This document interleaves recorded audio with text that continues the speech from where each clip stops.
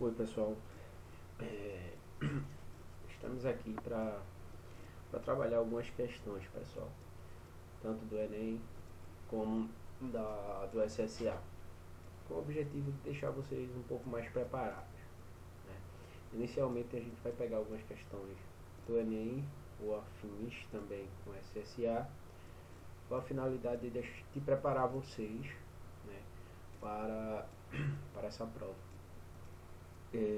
Tem algumas observações que eu vou fazer no passar do vídeo e eu vou seguir mais ou menos, pegar dois pontos ligados aos conteúdos que a gente está vendo. Eu escolhi algumas questões que estão ligadas ou têm alguma relação, tá certo? Por exemplo, o módulo 10 que a gente está vendo, que fala sobre a globalização e a regionalização do espaço, né? E também o módulo 11, que é um dos que a gente vai trabalhar depois, que é geopolítica, tá certo? Então a gente vai dando início, né? O professor Renato, e a gente vai começar agora dando início aqui com um slide apresentando, né, para vocês uma figura onde essa figura vai mostrar, né, a, a disputa, um pouco sobre a disputa do continente, né, a disputa do controle, né, do novo mundo, né, e cada um querendo ficar com a parte maior, com certeza com interesses, né, diversos, políticos, econômicos, e a gente vê que vai haver vários conflitos justamente por isso. E alguns tratados, justamente a gente vai ver que foi assinado com a finalidade de diminuir esse conflito. Pessoal, nessa figura aí, ela mostra, né, essa figura, esse mapa, ele vai trazer algumas informações, né, interessantes e relevantes aos acordos, inclusive que a gente já trabalhou no módulo 9, que fala sobre justamente os acordos feitos da divisão da América, né, do Sul e do Brasil em específico, né, que a gente vai ver aí algumas informações que justamente esse mapa está nos dando.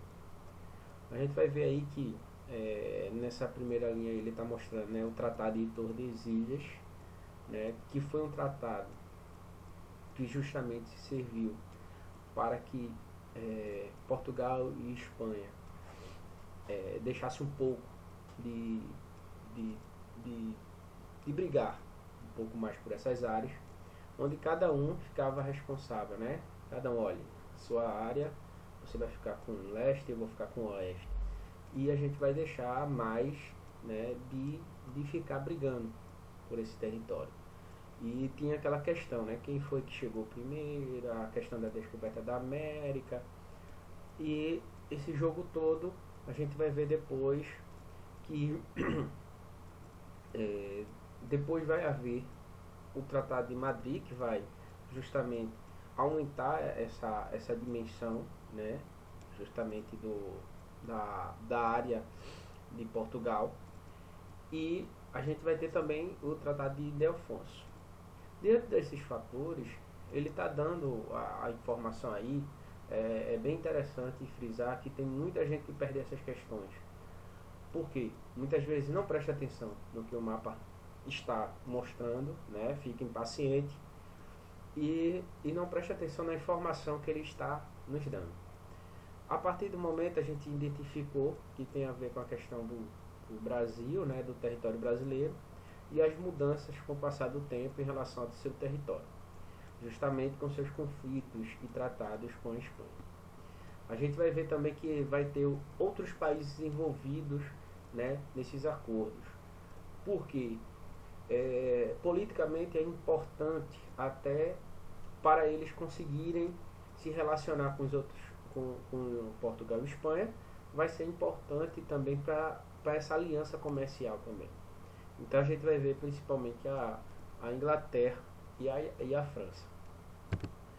Então a questão, pessoal, ela vai dizer aí: as terras brasileiras foram divididas por meio de tratados entre Portugal e Espanha. De acordo com esses tratados identificados no mapa, conclui-se que Portugal, pelo Tratado de Tordesilhas, detinha o controle da foz do rio Amazonas. Ó, o mapa lá não está informando nada disso. Ela está falando de uma série de tratados que existiu, né? Mas ele não está frisando essa questão do rio Amazonas. Prestar atenção no que ele está dizendo, a informação do mapa. O Tratado de Tordesilhas utilizava os rios como limite físico da América Portuguesa. Aí, ó, preste atenção. Ele está identificando alguma coisa, relacionando alguma coisa com o rio em si, tá? Se a gente for analisar, ele está dando informação sobre os tratados, o que foi que aconteceu, né? Letra C. O Tratado de Madrid reconheceu a expansão portuguesa além da linha de Tordesilhas. Se a gente for analisar direitinho, essa é a resposta, a letra C, letra correta.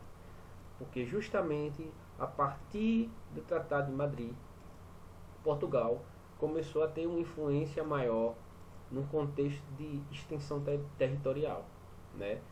A partir das mudanças dos acordos que foram feitos, a gente vai ver que cada vez Portugal vai expandindo para as áreas espanholas, né? E justamente onde a gente vê, né, acordos diversos, como o Tratado de Ildefonso também, né, influenciando todo esse embaraço aí. Aí letra D.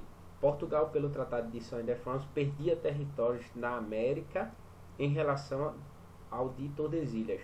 Opa, olha para aí se a gente não prestar atenção. Perdia, na verdade ele ganhou território, ele foi ganhando território. Ele não perdeu território. O Tratado de Madrid criou a divisão administrativa da América Portuguesa em vice-reinos oriental e ocidental. Então a gente já vê, né, justamente que a questão correta é a questão C, gente. Então prestar atenção no que o mapa está passando para nós, tá? Para a gente não se precipitar e marcar a questão errada. Pronto, ó. Tem algumas questões que caem também dessa forma, que eu trouxe essa gráfico também, para a gente dar uma olhada. Ó, no mundo contemporâneo, as reservas energéticas tornam-se estratégicas para muitos países no cenário internacional. Os gráficos apresentados mostram os 10 países com as maiores reservas de petróleo e gás natural em reservas comprovadas até janeiro de 2008. Aí tem aí, ó, a gente tem a posição do país, né, em relação ao gás natural e a posição do país em relação ao petróleo, né? Então, essas reservas aí, a gente está observando, ó, a gente tem os países aí, a Rússia em primeiro, né, em relação ao gás natural, o Irã em segundo, Catar, Arábia, Emirados Árabes, Estados Unidos, Nigéria, Argélia, Venezuela. Posição do país aí, ó, em relação ao petróleo, Arábia, Canadá, Irã, Iraque, Kuwait, Emirados Árabes, Venezuela. O que é que a gente enxerga? Que dentro desses dois gráficos relacionados ao gás natural, a gente tem justamente o Irã está no primeiro, né, em gás natural, que ele está no primeiro, na segunda colocação, e o Irã está em terceiro em relação ao petróleo. Tem algumas, tem a Venezuela. Aí ele pergunta aqui embaixo, ele fala uma pergunta, ó, as reservas venezuelanas figuram em ambas as classificações, por quê? Por que a Venezuela está tanto desenvolvida na questão do gás natural e do petróleo? Letra A. A Venezuela já está integrada ao Mercosul. Não, né, gente? Principalmente agora, né? Que a gente está vendo todo aquele embaraço político que está vivendo a Venezuela hoje, né? Ela era associada, né, mas não estava integrada. E agora é que não está mesmo. São reservas comprovadas, mas ainda inexploradas. Opa, espera aí. Ele não está dando afirmação se toda essa reserva é inexplorada. Ele não está dando essa informação aí, né? mas ainda inexploradas, todas comprovadas. Como assim? Ainda ele não deu essa informação ali. Podem ser exploradas sem causarem alterações ambientais. Aí, ó, prestar atenção. Podem ser exploradas sem causarem alterações ambientais. Complicado. Como é que eu vou retirar petróleo sem alterar nada? O gás natural vai ter alguma alteração, sim. Já estão comprometidas com o setor industrial interno daquele país. Quer dizer, como é que eu posso confirmar? Não está tendo nenhuma dessa informação. E outra coisa, se tivesse comprometido, como é que ela ia justamente é, trazer, né, levar para outros países, né? É complicado. A Venezuela é uma grande potência energética mundial. Pronto, gente. A letra certa é a letra E. Quer dizer, ele está dando a informação que justamente ela está entre os países maior produtores, né, com reservas tanto comprovadas de gás natural como de petróleo. Então a letra certa, justamente eu vou relacionar e vou ver que a que tem mais sentido a gente colocar é justamente essa. Ok, pessoal? E se falar dos conflitos, né, que estão vivendo o povo venezuelano, né? O país, a crise política, né, que está vivendo lá. A gente está vendo aí a questão da migração forçada, que é um assunto que cai muito no Enem, tá certo? A migração, justamente os conflitos está fazendo com que muita gente saia de lá. Então, uma crise política foi instalada, né? Então é bom a gente ficar ligado também nisso. Ó, essa daqui é uma questão bem interessante também. Lá atrás, algumas questões, elas trazem às vezes textos ou partes de música para a gente interpretar e colocar, né, o nosso entendimento, né, que foi que a gente entendeu, qual é a mensagem que a música quis nos dar, né? Quando ela diz, ó, minha vida é andar por esse país para ver se um dia descanso feliz, guardando as recordações das terras onde passei, andando pelos sertões e dos amigos que lá deixei. A letra dessa canção reflete elementos identitários que representam vai representar o que? A valorização características naturais do sertão nordestino. Vê, ele está falando das características naturais. Por incrível que pareça, se a gente não prestar atenção, a gente cai. É uma pegadinha, né? Tem gente que cai ainda nessa prova. E a gente tem que se preparar porque é uma prova que exige mais uma análise mais complexa. Alguns textos são um pouco maiores, os textos de interpretação. Esse aqui está até pequeno. Aí tem a questão dos gráficos ou até dos mapas, né? Tem alguns mapas que eu considero que é bem complexo. B. Denúncia da precariedade social provocada pela seca. Veja que ele coloca algumas informações para ver se o aluno se perde, se o estudante se perde. Porque vê, denúncia da precariedade, ele está denunciando alguma coisa? Não. Mas muita gente que pensa que por a precariedade existir naquela região, se confunde, não presta atenção. Por isso que é importante, gente, para fazer essa prova, muita leitura. Né? Leitura é essencial. É essencial para você ver justamente como como administrar, entender realmente a questão. Letra C. Experiência de deslocamento vivenciada pelo migrante. Será que é isso? Vamos ver, gente. Ó, minha vida é andar por esse país pra ver se um dia descanso feliz, guardando as recordações das terras onde passei, andando pelos sertões e dos amigos que lá deixei. Vê, gente, sinceramente, eu depois dessa aula hoje aqui, que eu tô me descobrindo um novo cantor, né? E se a gente for analisar direitinho, a letra C é a letra correta. Experiência de deslocamento vivenciada pelo migrante. Gente, o que foi deixado aí, a parte da música, ela está mostrando justamente isso. O deslocamento dele, andar por esse país, descanso feliz, tá certo? Ok? Vamos ver a letra D. Profunda desigualdade social entre as regiões brasileiras. Não, tá vendo? Apesar de existir a desigualdade, a música não fala disso. Por isso que tem muita gente que cai. Porque, tem desigualdade e tal, não sei o que, aí pega e marca. Aí, professor, mas estava certo. Não, a música, ele está falando em relação à música. Discriminação dos nordestinos nos grandes centros urbanos. Por favor, né, gente? Vamos prestar atenção, isso aí, nada a ver. Ó, então, pessoal, gente, aqui traz dois textos, né? Que a gente for analisar gêneros textuais diferentes. Eu tenho um mapa que está me dando informação e eu tenho um texto, né? Justamente, vê, no primeiro texto a gente vai ver um grande círculo entre a Ásia e a Oceania, tá?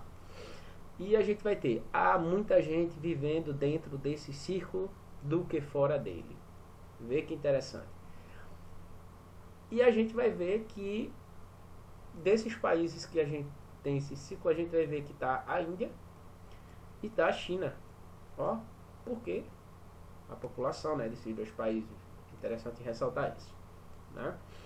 Aí vem, no texto 2 diz assim: a Índia deu um passo alto no setor de teleatendimento para países mais desenvolvidos, como os Estados Unidos e as nações europeias.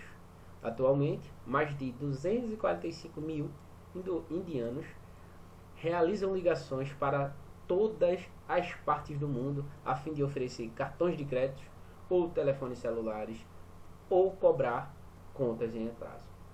Poxa, vê que interessante. Veja, gente, indianos fazendo ligações, né, para vários países no mundo para trabalhando como telemarketing, né? Aí contas em atrasos para vários países, Estados Unidos, por exemplo, né? Aí, ou países europeus. Poxa, que interessante. Por que isso acontece? Vamos descobrir. Ó, isso acontece, segundo a letra A, por causa da aceitação das diferenças culturais. Pessoal, será que é isso mesmo? Aceitação das características naturais. Culturais, no caso. Culturais. Não, pessoal. Não é cultural. Adequação da posição geográfica. Pessoal, se a gente for analisar a adequação, ó a posição geográfica é bem, né? Do lado a leste a gente tem o Pacífico, a oeste, até chegar na América, né? E a leste a gente vai ter a África e a Europa, né? E ainda vai ter o Atlântico. Então, a questão território geográfica é complicada. Incremento do ensino superior. Também não é essa a informação correta, gente. Incremento, até porque a população, né, não tem tido todo esse avanço, esse incremento. Quer dizer, eu investindo no curso superior vai ajudar eles a trabalhar como telemarketing. Imagina, para trabalhar como telemarketing, você vai ter que ter um ensino superior.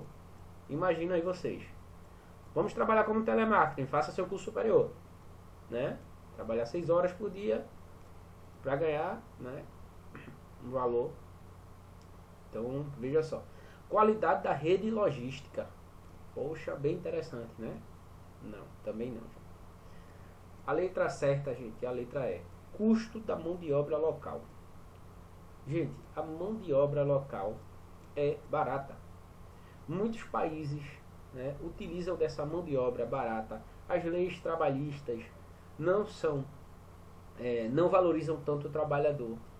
Então, a mão de obra barata, eles vão pagar menos pelo trabalho. Se ele, por exemplo, se ele tivesse trabalhando, trabalhasse a telemarketing dentro do próprio, por exemplo, Estados Unidos, as leis trabalhistas são diferentes.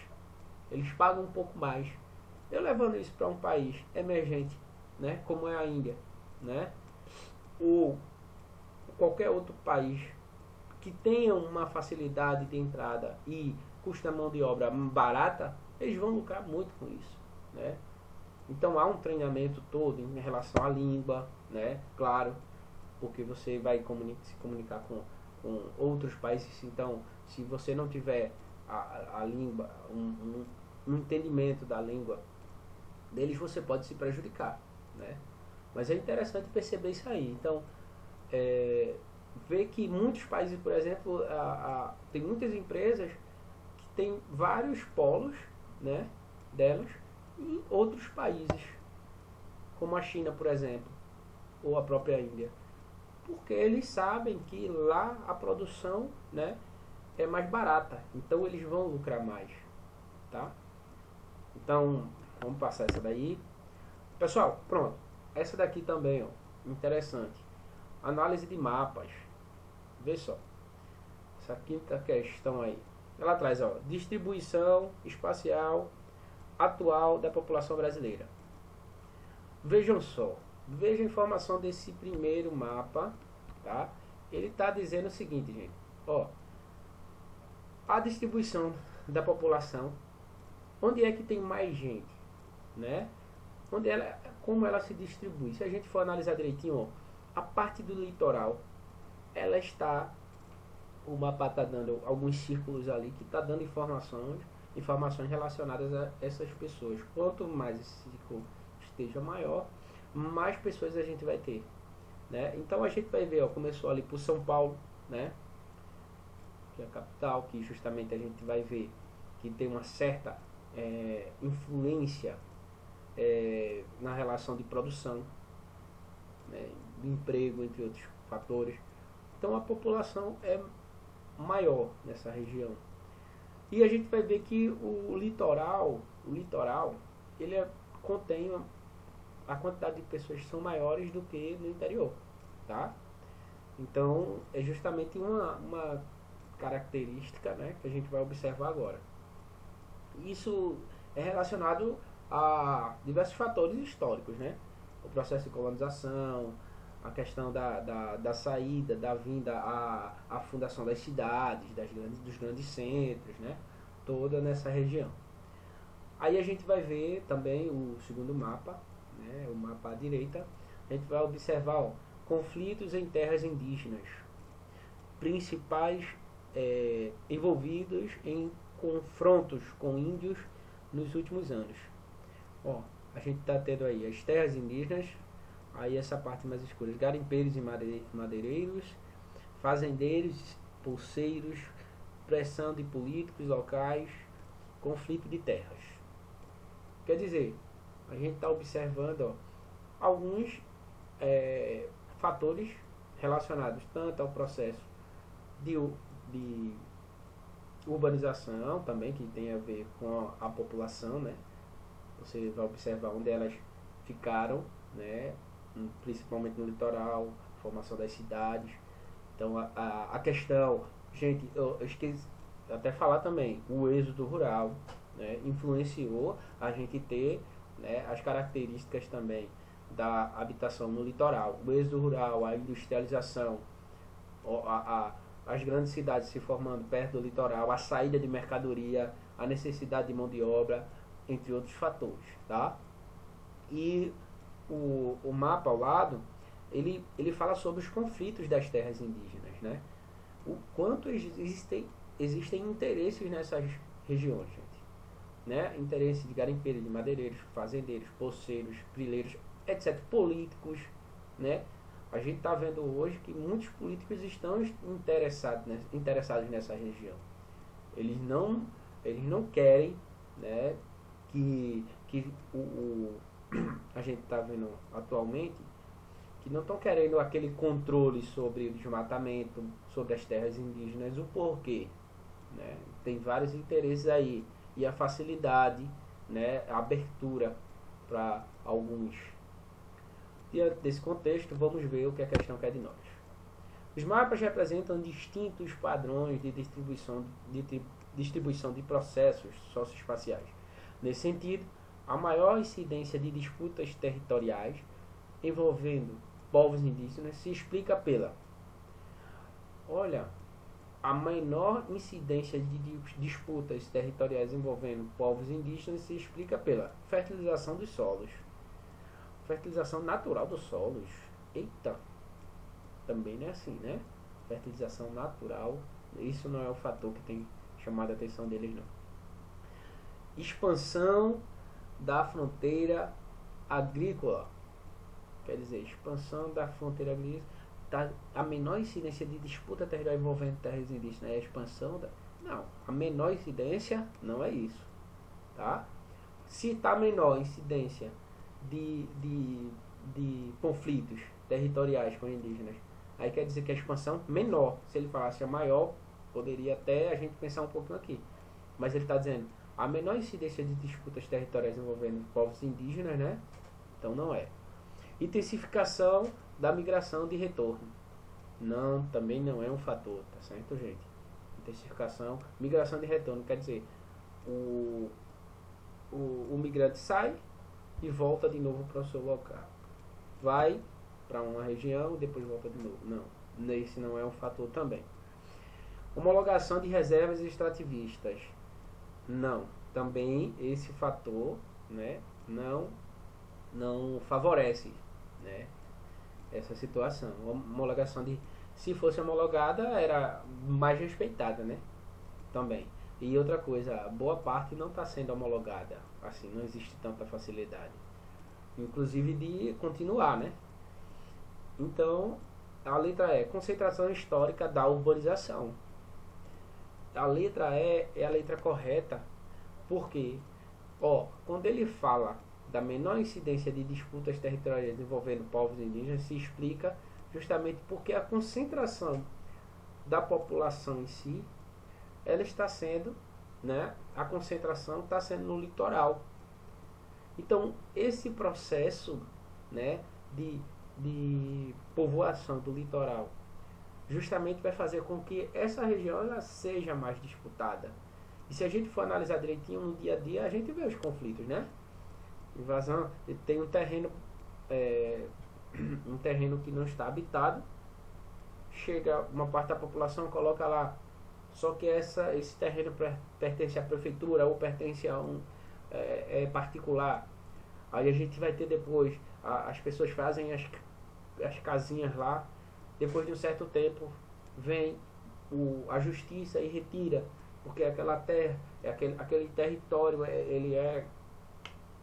ou aquele terreno, ele é de um particular, ou ele pertence à prefeitura, vai fazer alguma obra, né? A gente tem vários eventos, né, ligados a essas questões. Então a concentração histórica da urbanização fez com que existisse menos disputa, né, envolvendo os povos indígenas. Imagina se essa população não tivesse se deslocado, né? Como ainda existe, né, esse movimento chamado êxodo rural, né? Próxima questão, gente, vamos ver. Aí, sabe-se o que era a mata do Nordeste antes da monocultura da cana. Um arvoredo tanto e tamanho e tão vasto e de tantas plumagens que não podia o homem dar conta. O canavial desvirginou todo esse mato grosso do modo mais cru, pela queimada. A fogo é que foram se abrindo no mato virgem os claros por onde se estendeu o canavial civilizador, mas ao mesmo tempo devastador. Analisando os desdobramentos da atividade canavieira sobre o meio físico, o autor salienta um paradoxo caracterizado pelo. Então, diante, o que é que a gente vai analisar? Gente, prestar atenção, né, justamente na questão em si, no texto inicial. Ele fala da Mata do Nordeste, antes da monocultura da cana. Como era? Um arvoredo, tanto tamanho, tão baixo, tantas plumagens, quer dizer, era rico, né? Não havia tanta, não havia a cana de açúcar retirando seu lugar, né? Natural. O homem não podia dar conta. O canavial desvirginou, quer dizer, acabou com o Mato Grosso, né? Mais cru, a queimada que veio cada vez mais acontecendo, e a fogo foram se abrindo, né? Então, analisando qual é o paradoxo, o que é que a gente pode tirar disso aí? Demanda de trabalho que favorecia a escravidão. Pessoal, se a gente for analisar, o texto não está tratando dessa questão do modelo civilizatório. Quer dizer, a demanda de trabalho, quer dizer, existia e favorecia a escravidão. Não é bem assim. Ele está tratando, né, de uma questão voltada para aquele momento, só que de uma forma analisando a questão ambiental, tá? A gente vê que a questão ambiental ela está trazendo para a gente refletir aí. Então ela não está tratando a questão do trabalho, da escravidão, não, né? Ele está falando de alguma coisa relacionada ao quê? O texto, preste atenção que o texto está falando sobre a monocultura da cana, o arvoredo, as plumagens que não podia, o fogo. Então, letra B, modelo civilizatório, né? A civilização da cana, o que era civilizatório na época, que acarretou danos ambientais. Então, é justamente esse paradoxo que ele quer trazer. A letra B é a letra correta. Modelo civilizatório que acarretou em danos ambientais. A gente está vendo hoje. Até hoje, quando a gente anda em algumas regiões, é proibido, por exemplo, a queimada da cana-de-açúcar, né? Mas, quando a gente começa a viajar um pouquinho aqui pelo interior, a gente vai ver que isso é o que mais acontece, né? Aí cadê os órgãos, né, para justamente tomar uma posição quanto a isso? Será que é tomada? Aí vem o processo de corrupção. Será que realmente estão interessados em resolver isso aí? Ou geralmente eles recebem alguma coisa? Não estou dizendo nada, tá bom? Não estou dizendo nada. Eu estou trazendo uma questão aqui porque isso acontece muito, né? C. Letra correta, letra B. Vamos para C, só para a gente ver. Rudimento das técnicas produtivas, que eram ineficientes. Não está tratando nada disso. O texto não está tratando nada disso. Então, fora. Natureza da atividade econômica, que concentrou riqueza. Natureza mas ele está tratando dessa questão? Não. Tá? Natureza da atividade econômica, concentrou riqueza. Sim, para quem? Né? Para quem? Outra coisa, qual a relação aí com a questão ambiental? Né? Predomínio da monocultura, que era voltada para a exportação. Aí eu pergunto a você mais uma vez, qual a relação do texto? Ele está falando de vegetação, né? Do fogo, do canavial que foi desvirginado. E aí? Então, letra correta, letra B, pessoal. Vê, vamos para a próxima. Dados recentes mostram que muitos são os países periféricos que dependem dos recursos enviados pelos imigrantes que estão nos países centrais. Grande parte dos países da América Latina, por exemplo, depende hoje das remessas de seus imigrantes. Para se ter uma ideia mais concreta, recentes dados da ONU, divulgados pela ONU, revelaram que somente os indianos recebem 10 bilhões de dólares de seus compatriotas no exterior. No México, segundo o maior volume de divisas, esse valor chega a 9,9 e nas Filipinas o terceiro com a 8,4. Um aspecto do mundo globalizado que facilitou a ocorrência do processo descrito na transição do século XX para o século XXI foi o... Então, ele está tratando aqui, né, gente? Ele está mostrando algumas questões voltadas, né, a fatores que está facilitando, né, essa questão de recursos pelos imigrantes a países centrais, né? Quer dizer, países periféricos recebendo até 10 bilhões de dólares, né, de seus compatriotas no exterior. Vê que interessante. Ele migra do seu país, vai para outro, mas ao mesmo tempo fica recebendo, a família fica recebendo recurso, esse recurso que entra no país e que traz uma certa ajuda para os familiares, né? Então ele dá exemplo de alguns aí, depois ele fala um aspecto globalizado, ó, já tem a ver com o módulo 11, né? Geopolítica, globalização. Ó, se a gente for analisar direitinho, um aspecto globalizado que facilitou a ocorrência do processo descrito foi o quê? A integração de culturas distintas. Será, gente, que existe uma integração de cultura assim? Né? Se a gente for analisar, a letra A está errada.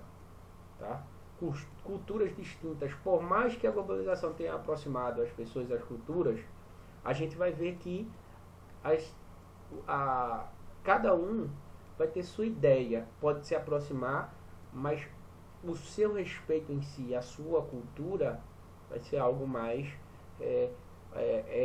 algo que você viveu, você vai defender. Então isso não vai deixar essa relação entre esses países, né, tão legal assim, não.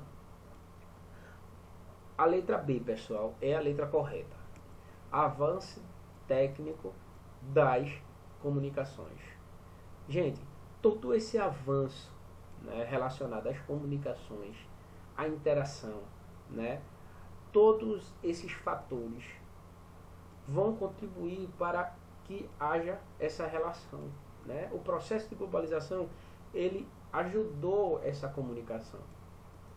O que a gente pode observar, por exemplo, há 40, 50 anos atrás, para a gente receber uma informação do que aconteceu lá no Japão, passava até mês ou meses para chegar, porque a gente não tinha, né, a internet, a gente não tinha muitos meios de comunicação que a gente tem hoje. Então, esse avanço da economia globalizada, a globalização, a interação social, fez com que a gente tivesse, tanto é que a gente já discutiu algumas coisas relacionadas a isso, as relações entre os países, né, as relações mundiais, né, as próprias, todas essas transformações está trazendo cada vez, né, uma interação maior entre esses países, o que faz com que um imigrante, né, ele ajude a sua família lá, né, no seu próprio país, né? E é interessante a gente refletir sobre essas questões, porque há um tempo atrás não se existia, por exemplo, a questão do celular, por exemplo. O celular hoje, a gente utiliza um mini computador. Como ele transforma a vida das pessoas. Inclusive, gente, a gente tem que analisar também a parte positiva, tá? E a parte negativa também. Como a gente utiliza o celular. Hoje tem gente, por exemplo, que utiliza o celular. O celular hoje para a sociedade como boa parte, no caso, é como se fosse uma parte do corpo. Sair sem celular parece que está sem nada, né? Vai receber mensagem, tem trabalho, entre outros fatores. Hoje o babá para muitos o celular hoje é uma babá para muitos, né? Uma babá, ó, meu filho está em casa, deixa ele com o celular. Eu conheço pessoas crianças com 1, 2 anos, ela fica o dia todo em casa aqui no celular, ó, né? Não sabe o pai, não sabe a mãe, o que vai acontecer depois, o que é que vai trazer de negativo, né, para essa criança, né? A interação social vai ser diferente, ela só vai querer. Então é algo que a gente até tem que pensar um pouquinho mais, né? Ou até nós mesmos. Quanto tempo a gente passa com o celular? O que é que a gente faz, né? O que é que a gente está fazendo? Vamos analisar nosso dia a dia. Como é que a gente utiliza, tá? A gente tem dado a atenção às pessoas que estão próximas ou mais às pessoas pelo celular e esquecendo das que estão próximas da gente, né? É só uma reflexãozinha que eu acho interessante nesse momento a gente ter também. Ah, sim, a letra C. Quebra de barreiras alfandegárias. Gente, não, né? Quebra de barreira não vai fazer essa ligação, né? Flexibilização das regras trabalhistas. Sinceramente, flexibilização não. Flexibilização não vai contribuir em nada essa ajuda, tá? De um parente que está em outro país. Desconcentração espacial da produção. Não, também não, gente. Desconcentrar o espaço da produção, isso não é fato. Tá certo? Então a gente tem que analisar direitinho o texto e ver o que ele está pedindo. Tá certo? Então, prestar atenção para não cair. Porque existem algumas informações nas letras que eles dão e justamente a gente pode se perder, né? Justamente por não prestar atenção no que o texto está pedindo, tá certo?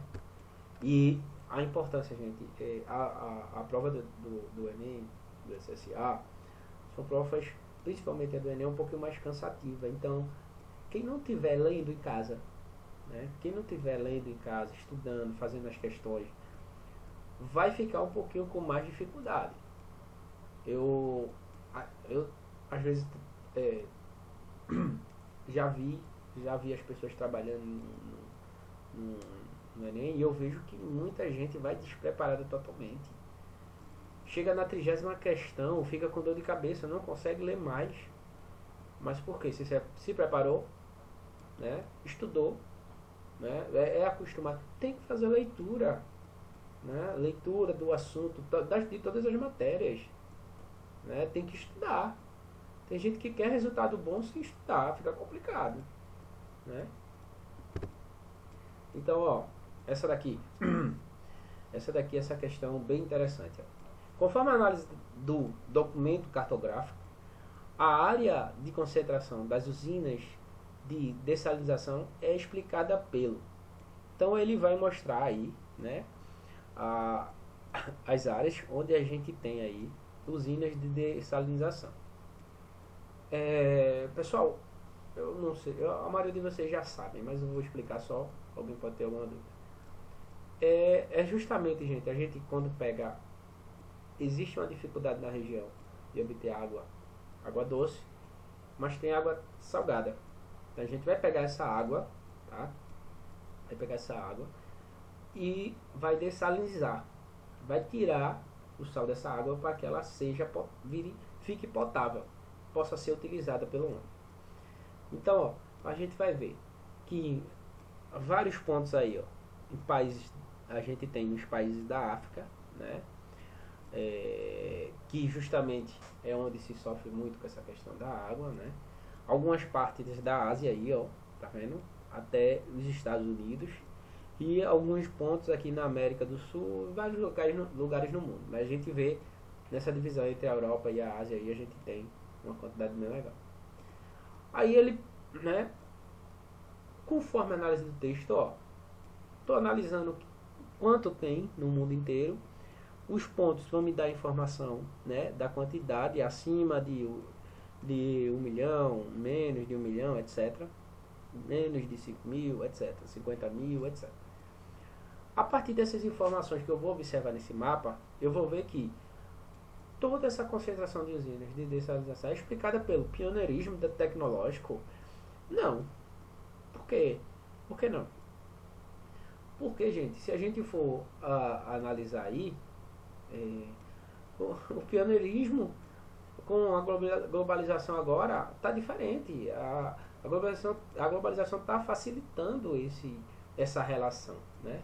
A troca de informação tecnológica, né? Então não é o pioneirismo não, que tem em várias partes do mundo também, tá? Aí tem a condição hidropedológica. Não, vê, a questão da relação da água com o solo, né? A questão da água com o solo tem favorecido? Não, não é um fator, né? A construção desse ciclo da questão da água em relação ao solo, não. Escassez de água potável. Gente, justamente é a letra C. Escassez de água potável. Vejam, como é fácil. Por que as pessoas iriam precisar, né, dessalinizar a água? O objetivo é porque está faltando água potável. Lógico, né? Mas para ter essa informação, a gente tem que analisar direitinho o mapa, tá? Qual a informação que ele está dando? As águas, etc. Aí, ó, efeito das mudanças climáticas. Não, mudanças climáticas? Como assim? Busca da sustentabilidade ambiental. Sustentabilidade ambiental, por favor. Então a letra correta é a letra C. Tá vendo? São questões assim que a gente tem que se ligar. Vamos ver. Próxima questão aí, ó. A partir do mapa apresentado é possível inferir que as últimas décadas do século XX registraram-se processos que resultaram em transformações na distribuição das atividades econômicas e da população sobre o território, com reflexo no PIB por habitante. O quê? Então, gente, a informação aí, ó, ele mostra o quê? As últimas décadas do século XX, processos que resultaram em transformações na distribuição das atividades econômicas. Então, a gente vai ver que nas áreas, né, mais escuras, a gente vai observar e vai perceber que são as regiões onde a gente tem atividades econômicas maiores. A gente vai ter que esse processo de atividade sobre o território tem um reflexo no PIB. Sim, as áreas onde estão mais escuras é as áreas onde se produz mais, tá? São os territórios onde a gente tem uma produção maior. E o PIB, consequentemente, que é o Produto Interno Bruto da região, vai ser dividido de uma forma que vai ser cada vez maior, tá? Então, diante desses fatores, a gente vai ver. A partir do mapa apresentado, é possível inferir, né, que nas últimas décadas do século XX registraram-se processos que resultaram em transformações na distribuição das atividades econômicas e da população sobre o território brasileiro, com reflexos no PIB por habitante. Assim, só voltando, pessoal, vocês estão observando que a parte do sudeste aí, tá? O sudeste, ele está um pouco mais escuro que as outras regiões, né? A gente está vendo como o sudeste tem uma certa importância, né? A região sudeste, sul, essa região aí, né? Vejam só, aí a gente tem o Mato Grosso, né? Aí a gente tem a parte lá no norte, mas veja que a parte mais escura tem favorecido muito também, né? E principalmente as partes no centro-oeste e no norte está ligado também à agricultura, né? Agropecuária, certo? Então vê só, as desigualdades econômicas existentes entre regiões brasileiras desaparecem, tendo em vista a modernização tecnológica e o crescimento vivido pelo país. Ó, complicado aí, né? Quando ele diz que as desigualdades econômicas existentes entre regiões brasileiras desaparecem. Como assim? Já está errado, gente. Eu nem termino de ler. Preste atenção e nem termino de ler, porque elas desaparecem. Como assim desaparecem? Né? Como assim desaparecem? Aí depois a gente vem aí, ó. Os novos fluxos migratórios instaurados em direção ao norte, ó, e ao centro-oeste do país prejudicaram o desenvolvimento socioeconômico dessas regiões, incapazes de atender o crescimento da demanda por postos de trabalho. Por favor, gente, preste atenção aí, ó. Os novos fluxos migratórios ao norte e ao centro-oeste prejudicaram. Não, gente. Então a gente não está tendo tanto fluxo, né, tá? E nem está prejudicando as regiões aí, né? E elas não são incapazes de de atender ao crescimento. Então, letra B está fora também. O Sudeste brasileiro deixou de ser região com maior PIB industrial a partir do processo de desconcentração espacial do setor em direção a outras regiões do país. Vocês estão vendo que a gente fez análise sobre o mapa e viu que nada disso está acontecendo, né? Desconcentração lá na região. Deixou de ser a região com maior PIB? Ainda não, tá?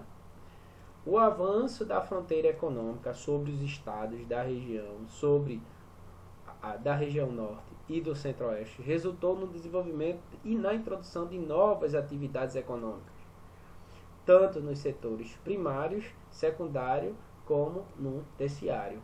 Pessoal, essa é a questão correta, né? Se a gente for analisar, vocês viram que a gente analisou o centro-oeste e o norte. Então, o avanço da fronteira econômica sobre os estados da região norte e centro-oeste resultou no desenvolvimento e na introdução de novas atividades econômicas, né? Novas atividades, tanto no setor primário e secundário. Lembra que eu falei da agropecuária, gente? Então, a letra certa é a letra D, ok? Agora vamos para a letra E, ver por que não é. O Nordeste tem vivido, ao contrário do restante do país, um período de retração econômica, como consequência da falta de investimento no setor industrial com base na moderna tecnologia. Então a gente vai ver que a gente está vendo que o Nordeste não se destaca, tá? Mas também não está tendo essa retração toda, né? Então não é uma informação que o mapa está passando para nós, ok? Então letra correta, a letra D de dedinho. Vamos ver. 10ª questão, pessoal, vamos ver. 10ª questão, 18ª questão, vamos analisar direitinho. Aí, próxima aula eu vou mesclar mais ainda, né? SSA com Enem, né? Vou procurar trazer conteúdos, tá? Para a gente analisar tanto da globalização, da geopolítica e com a questão da organização do espaço brasileiro também, tá? Para a gente fazer uma análise legal e vocês obterem êxito aí, conseguirem fazer uma análise boa realmente, né? Não só vendo as aulas, mas estudando também para ter uma visão, né, legal e lá na prova se dar bem, tá? 10ª questão. A luta pela terra no Brasil é marcada por diversos aspectos que chamam a atenção. Entre os aspectos positivos, destaca-se a perseverança dos movimentos do campesinato. E, entre os aspectos negativos, a violência que manchou de sangue essa história. Os movimentos pela reforma agrária articularam-se por todo o território nacional, principalmente entre 85 e 96, e conseguiram, de maneira expressiva, a inserção desse tema nas discussões pelo acesso à terra. O mapa seguinte apresenta a distribuição dos conflitos agrários em todas as regiões do Brasil nesse período e o número de mortes ocorridas nessas lutas. Pessoal, tem até algumas séries que a gente tem observado que tem mostrado um pouco desses conflitos, né, a realidade do que se vive, né, em algumas regiões em especial, né. A gente, dentro desse mapa aí, a gente está observando que tem uma área de maior concentração. Ó, é a área entre o Nordeste, o Centro-Oeste e o Norte. Ó. Então, essa região aqui, a gente está vendo que existe concentração, né, da violência em relação à questão desses conflitos, né, por terras, por territórios, que justamente vão dar cada vez mais a injustiça a justiça social, ou até mesmo os problemas sociais do Brasil tem cada vez modificado, trazendo problemas para as regiões. Então, o que é que acontece? Existe diversos fatores que favorecem a isso, né? A injustiça até da própria justiça para resolver esses problemas. Então, veja, diante desses aspectos, com base nas informações, com o mapa acerca dos conflitos pela posse de terra no Brasil, a região, conhecida historicamente como das missões jesuíticas, é a de maior violência. Então, ele quer aqui no mapa onde é que a gente está tendo maior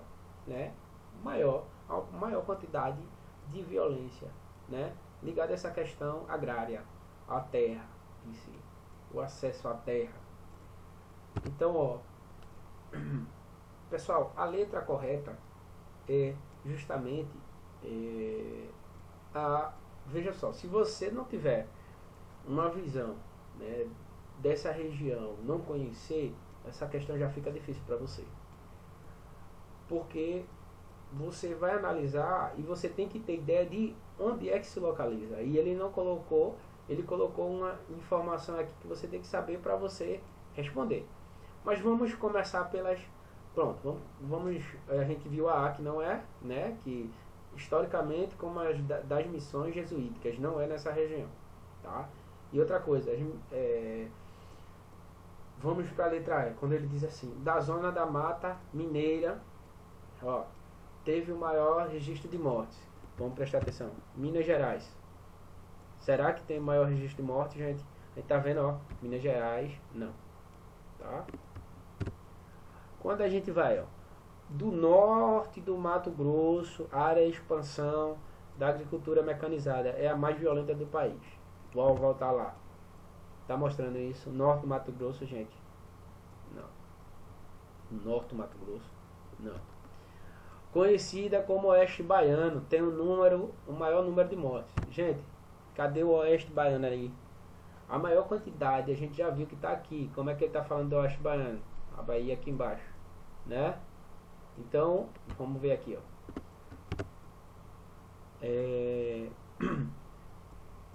Do Pico do Papagaio, apresenta os números mais específicos, mais expressivos.